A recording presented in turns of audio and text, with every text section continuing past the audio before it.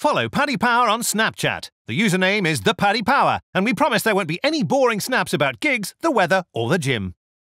Light the candle, Tiger! Hi there, welcome along to the first of our weekly golf postcasts. I'm Bruce Millington, and joining me this week are Steve Palmer, fresh back from Carnoustie. Maybe not fresh, but certainly back from Carnoustie. And Paddy Power's Ian McLaughlin. They're going to pick through the bones of last week's epic Open.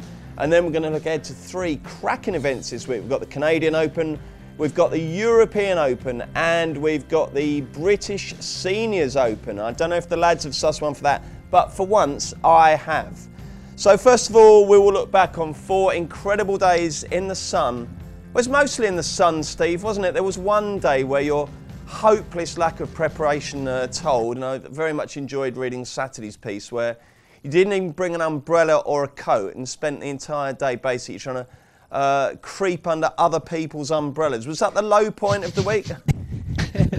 No, funnily enough, it wasn't, as it turned out. But I put too much trust in the weather forecast, and it just didn't look like there was going to be any rain of any significance. And I didn't think I needed to take an umbrella. I didn't think a coat was necessary. I was just looking forward to a week in the sun, really. But it didn't work out. It was quite a lot of Friday, actually. The large majority of Friday was miserable, and then it picked up again in the afternoon. So, reading your stuff, actually, Steve, there's quite a lot of low points, wasn't there?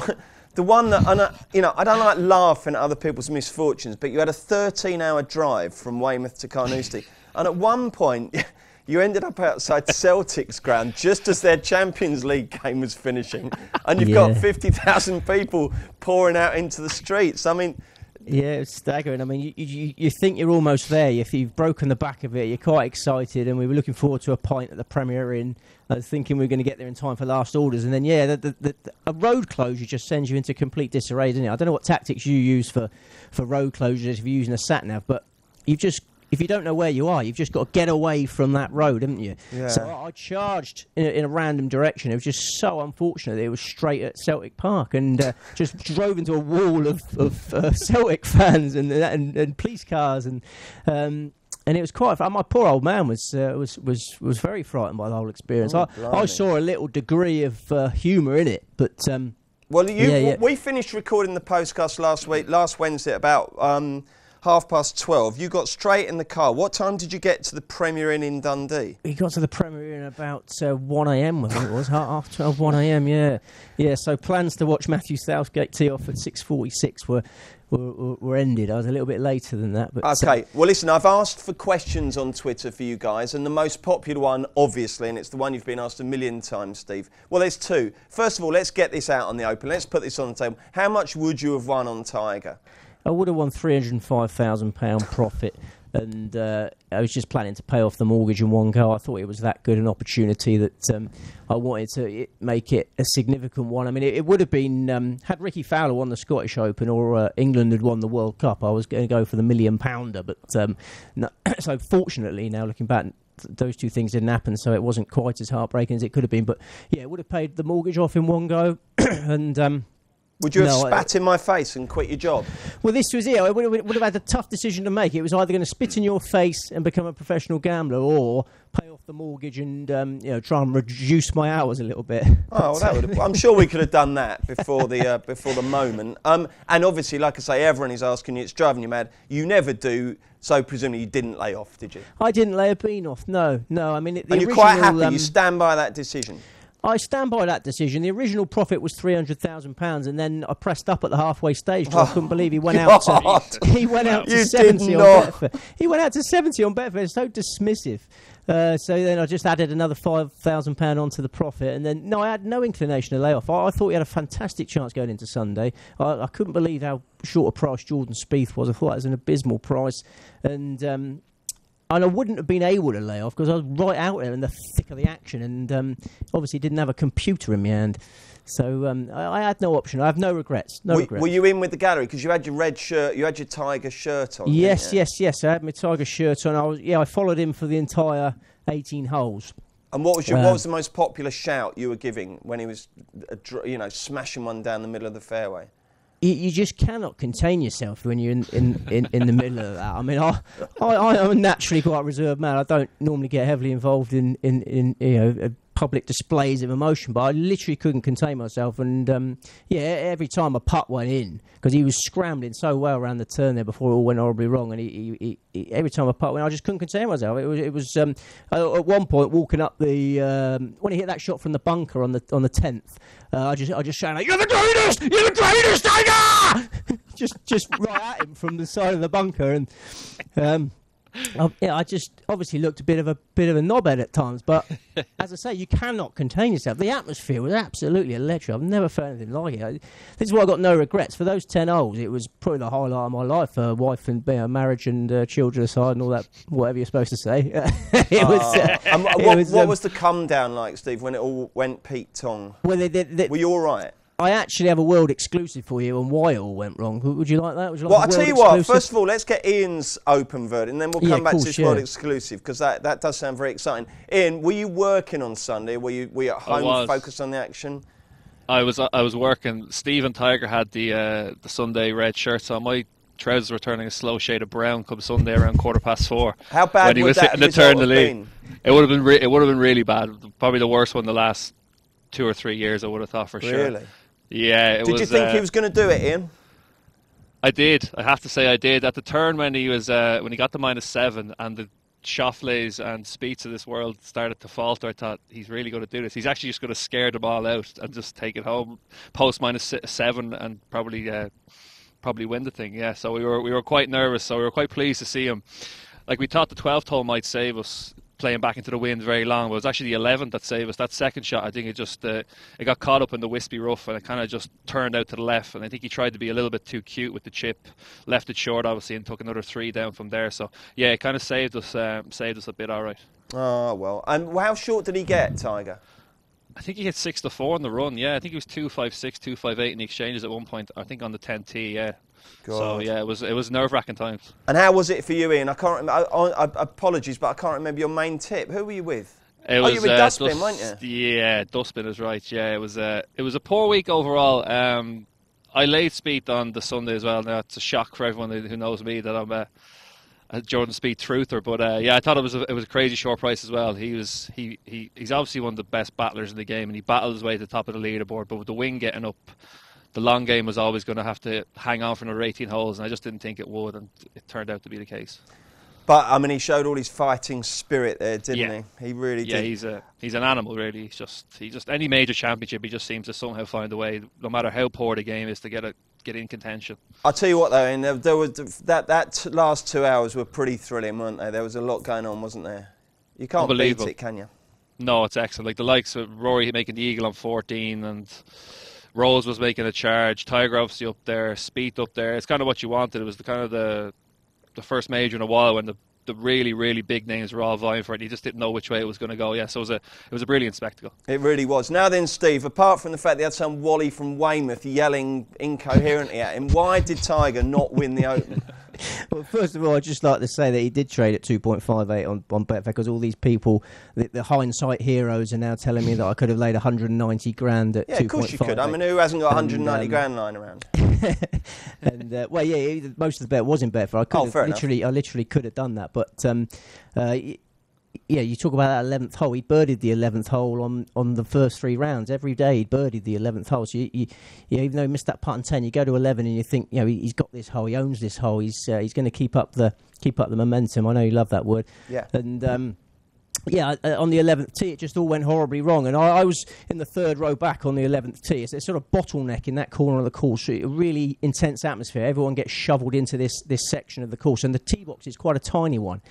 And after Tiger hit his drive, he walked to the corner of that tee box. And he's so close to the fans there. He's like a yard and a half away from me. And then the people in front of me, the 2 rows in front of me, he's right next to them.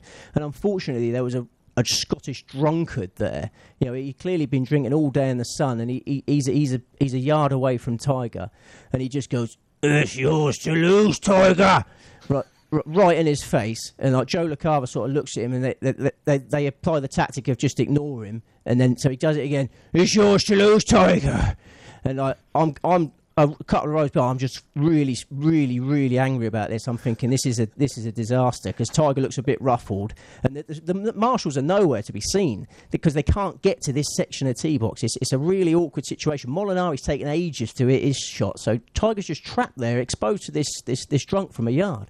And I think, right, I'll let that one go. He should be able to handle that one, but then. Tiger gets a sandwich out to kill a bit of time and act as a distraction. He starts eating a sandwich, and the drunk just weighs in again. He goes, "What's in your sandwich, Tiger?" Like, from a yard, from point blank range. Like, there's no marshals. He's just completely exposed, and you can imagine how angry that was making me feel. So I leaned over and just karate chopped him on the back of his head, and I said, "Stop being a prick." I said, "Stop being a prick," and he turns around and he goes, "I'm not being a prick." And I said, "You are being a prick." And then the whole crowd sort of rallied behind me at that point. I said, "Yeah." And then he was silenced. But the damage had been done because Tiger's listening to all this. He could hear it all. It's happening right in front of me, like a fracas probably would have ensued if he hadn't have stopped speaking. But when everyone else rallied behind me, he stopped. But I think the damage had been done because couldn't that have provided a fillip though? Everyone reacting to your support. Well, I just think that comment about it's yours to lose, Tiger, I think that must have gone in his head because he's already hit a bad tee-shot. Then he gets up there and it's in his head, it's yours to lose, Tiger. And then he's gone double bogey. I mean, in half-hour spell, he's gone from Mr. Invincible because he was looking invincible. Even when he was making mistakes, he's scrambling and putting well, and he never looked in any trouble. Like Ian, I obviously thought he's got the job done here. He's put the willies at the rivals, and it looked like the old Tiger. And I know it sounds silly and he should be able to handle it, but this was obviously going to be the toughest major to win after the big long drought. And I just think when that Scottish drunkard weighed in that heavily, it unsettled him. It's quite scary for him. Did you seek him out after the ensuing double bogey? Well, as I say, it's because it's all bottlenecked in there. Well, after the double bogey, at the time, at the tee, I just wanted to go up and find out where Tiger's ball was and get away from the incident. But I couldn't see him after that. Yeah, I mean, heaven forbid, I'd probably be in prison if I had found him because it. I know it sounds silly, but I think it's a game played between the ears, and he was feeding off the crowd support, and then suddenly on the 11th tee, it just got a bit nasty and a bit. This bloke just did not understand the magnitude of the situation. You get a lot of people that go to the Open, and they just see it as a big piss up, and they're just in a really hot day, and he'd obviously overbeard, and. I don't think if you'd asked him when did Tiger last win a major, I think he probably would have said, last year. I don't think he appreciated the magnitude of what was happening, and all the. So you're putting it all down to this fella? Yes, of course. All the neutrals wanted Tiger to win, and there's this one lad. If you're listening now, you probably won't be because I don't think you're a genuine golf fan. He cost Tiger the championship, and he cost me my mortgage payments. And you hate him. I hate him with a passion. Yeah, it was unacceptable behaviour. Oh well, but you sound quite chipper, Steve. Really? I expected you to be absolutely broken. I always put on a good show for you, bro. So yeah, did you cry? Doors. No, I didn't cry. I didn't cry because I had a job of work to do. I still had to write the final round report, and then I think a lot of people were expecting me to be destroyed by it, but I took the positives. That good lad. It was a really enjoyable experience for 10 holes, and I'll never forget the feeling that he was going to win and. You can't put a price on that, can you, Steve? You can't put a price. Well, you could, 190 grand, actually. But, yeah. It's something to tell the grandchildren. Right, very quickly, lads. Name one player to take out of the Open. Someone who impressed you that maybe you weren't expecting to, or might be someone worth following. Ian, you go first. I'll go with Eric Van Rooyen. He's been impressive the last 3 weeks in Ireland and in the Open last week. A final round 73 kind of scuppered his chances of winning. I don't think he was ever going to win the title, but he's unfortunately withdrawn this week in Germany. He was one I was probably going to put up at a price around 25, 28 to 1. I think he's going to have a good end to the summer, and he's going to be a European Tour superstar in the next 2 to 3 years. Okay, and Steve? I think Patrick Cantley's Open debut was very impressive, wasn't it? 4 solid rounds, 12th place. I think Patrick Cantley, if he can just find a way to speed up, is going to develop into the major champion a lot of us expect him to become. OK, let's look ahead to this week's cracking action next. Success ain't earned, it's bought. That's why at Paddy Power, we paid the big bucks for the best tech nerds in the world to develop our new, fastest ever app. Download the new app from the App Store or Play Store now. 18 plus, begambleaware.org. Okay then, first up, let's look at the Canadian Open. It takes place at Glen Abbey Golf Club in Ontario.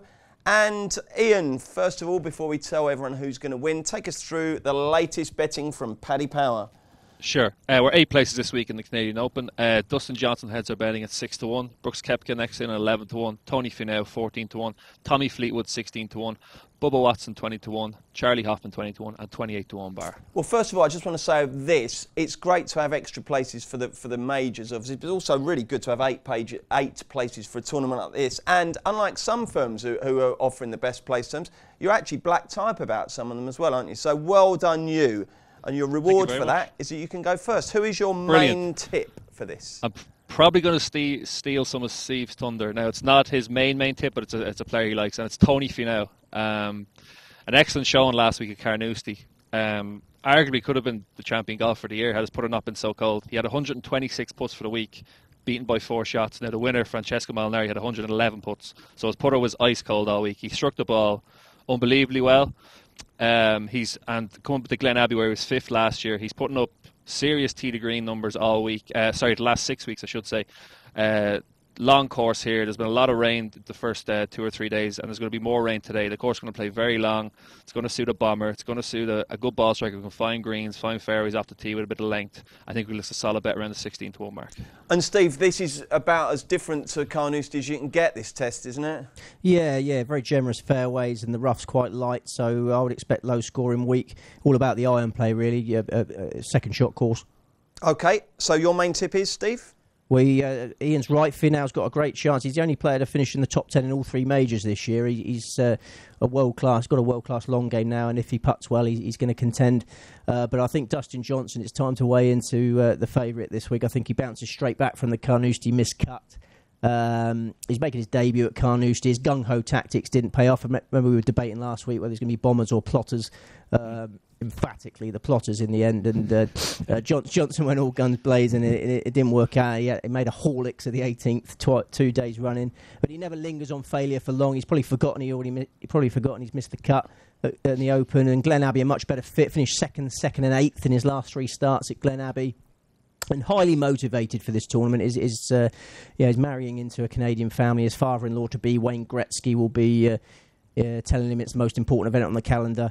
So, he got the world number 1 fully focused, and I was surprised how big a price he was this week. I was expecting something around the sort of 9-2, 5-1 mark, and I assumed he'd be unbackably short because of his record here, but the layers, I think, have overreacted to last week. I'd completely disregard last week and pile into the world number 1. And I presume you have piled into the world number 1? Yeah. Have you piled, or are you going to just tread carefully now? Well, it's only the majors that you can really go crazy piling on.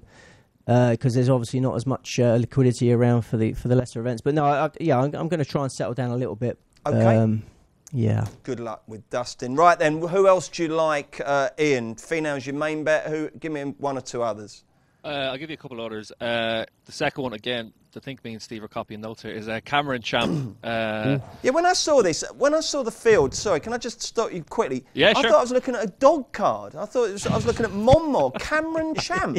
I mean, this could be a new theme. We'll try between now and the end of the year to get a 6-dog race between professional golfers who sound like greyhounds. But you're not going to beat Cameron Champ, are you? Is he a wide runner? Yes, he's quite wide. Yeah, long and wide. So tell me about this character then. Yeah, sure. He's just another of the long list of young, exciting American players. He's one of the longest hitters to probably ever grace the tour. In his web.com tour win 3 weeks ago, he averaged 390 yards off the tee. That's not one drive. That's an average for the week. It was 390 yards. So he sends it into orbit, really. His obvious length off the tee and his green regulation figures correlate very well with Glen Abbey. This is a week where, as Steve said, it's going to be a soft course, soft greens, target golf, very, very low score. He's been playing it straight at the web.com tour this season, which is almost every week you have to go very, very low to contend.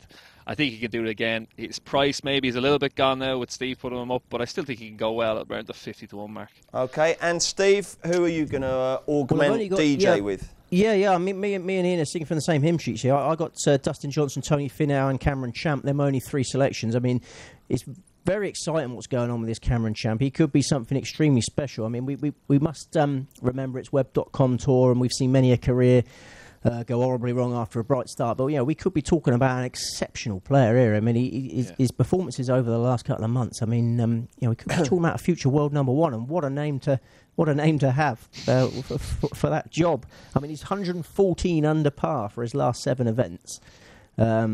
The penny has well and truly dropped, and I think he's inevitably going to make an impression on the US Tour. And it may, this is a lovely starter for him. As Ian says, the course is perfect for his style of play.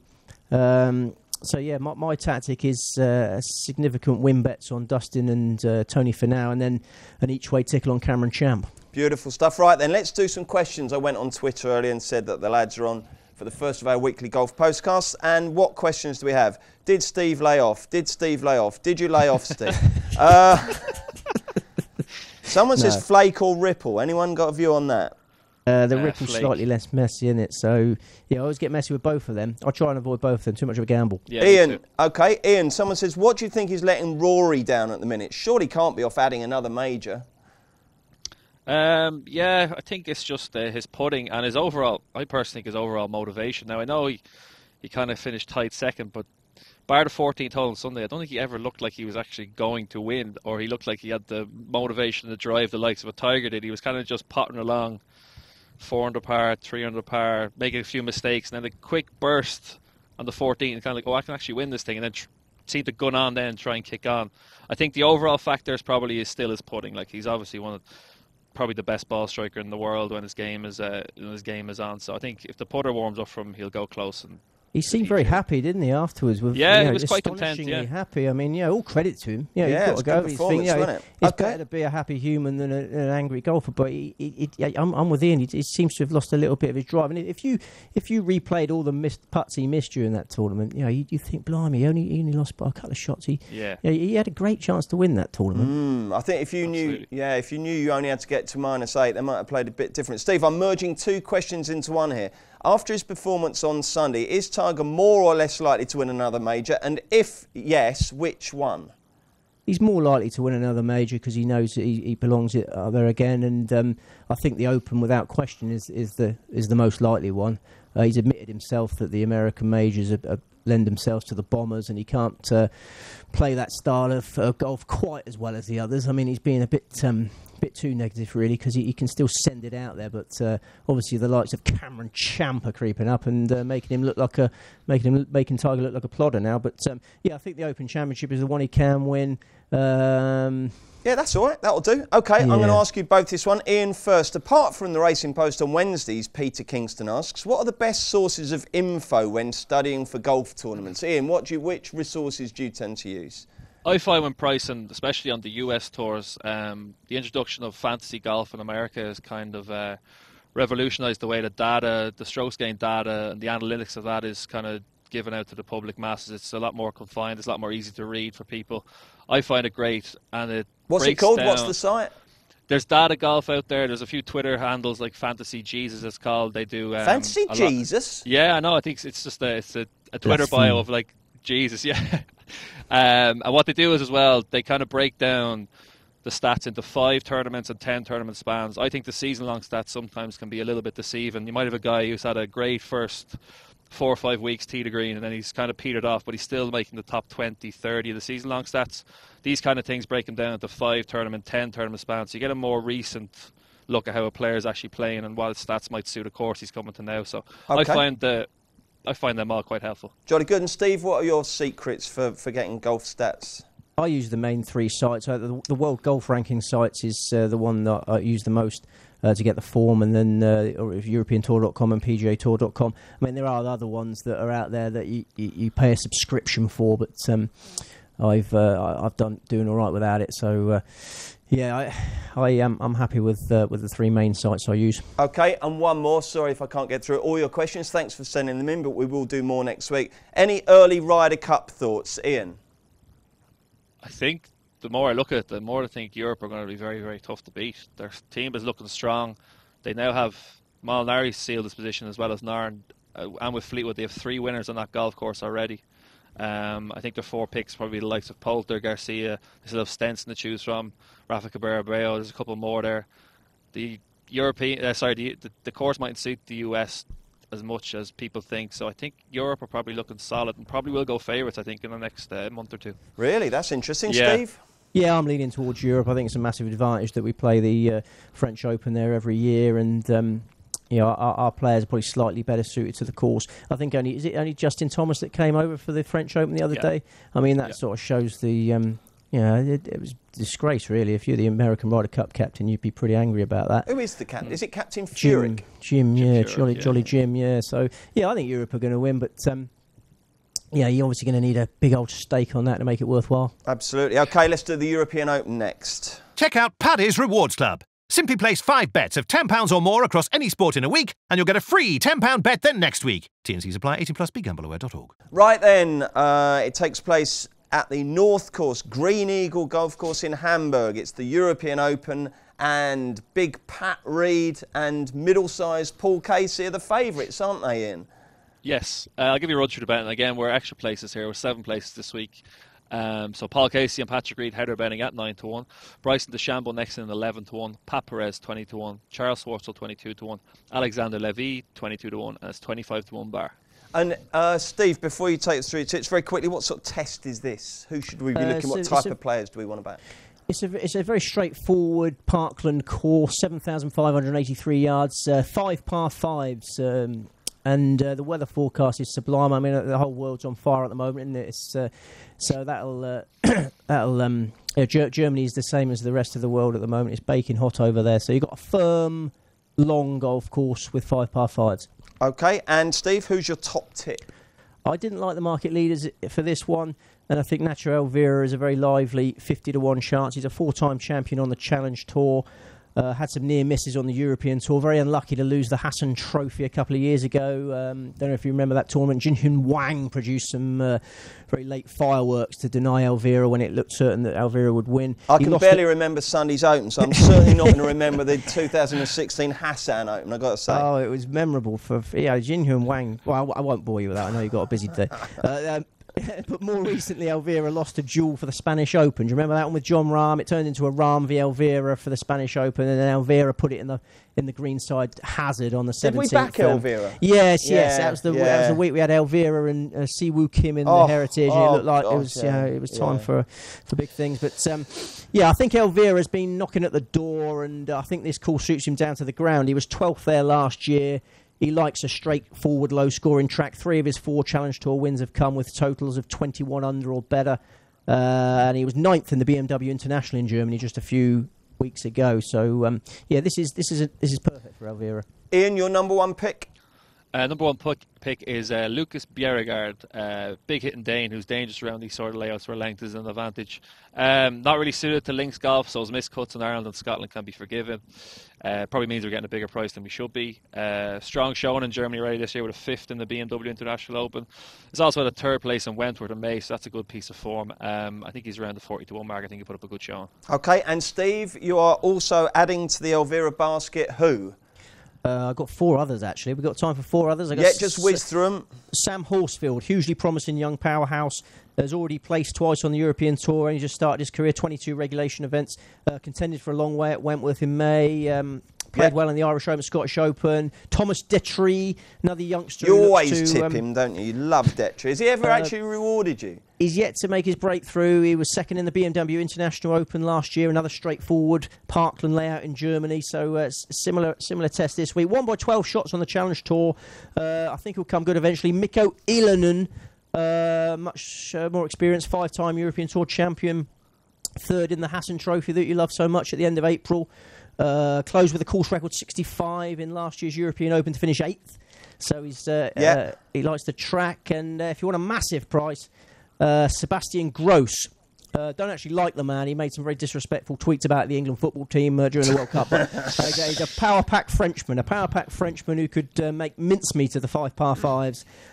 Twice a winner on the Challenge Tour, and has shown enough this season to suggest he could be a runner on suitable terrain this week. Marvellous. And Ian, who are your other fancies?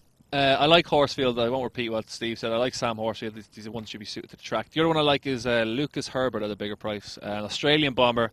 Looks to have a game that'll suit the Green Eagle course. He's been third in the World Super 6 and third in the Sicily Open, so he's having a decent year. Got through 4 rounds at Carnoustie, including 2 69s on Friday and Saturday.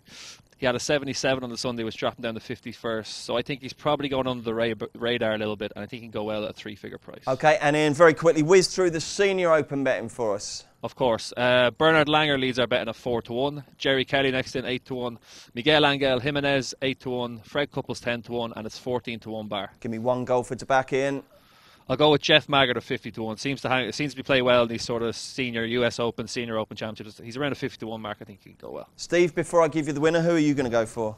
I don't bet on Champions Tour golf and don't really follow it, but I did have a quick glance at the prices and I thought Miguel Angel Jimenez might be the winner. The winner is going to be the man who's made me so much money down the years, the brilliant David Toms, 20-1 lump on. Thank you very much, chaps.